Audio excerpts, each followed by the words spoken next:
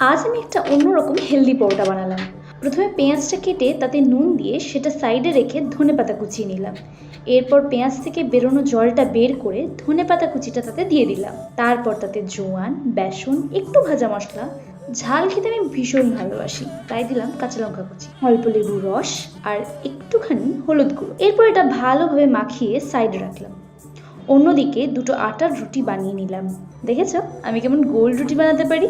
এরপর একটা রুটিতে একটু ঘি ব্রাশ করে তাতে আগে থেকে মাখিয়ে রাখা পুরটা দিয়ে অন্য আরেকটা রুটি দিয়ে চাপা দিয়ে দিলাম। এরপর একটা ছুরি দিয়ে লম্বা লম্বি কেটে ফোল্ড করে আবার সেটাকে রুটির মতন বেলে নিলাম, একেবারে লাচ্ছা পরোটার মতন। এরপর চাটুতে অল্প ঘি দিয়ে রুটিগুলোকে উল্টে পাল্টে অল্প অল্প ঘি দিয়ে ভেজে নিলেই তৈরি। দেখলে কেমন দুটো রুটি দিয়ে 3টে পরোটা বানালাম।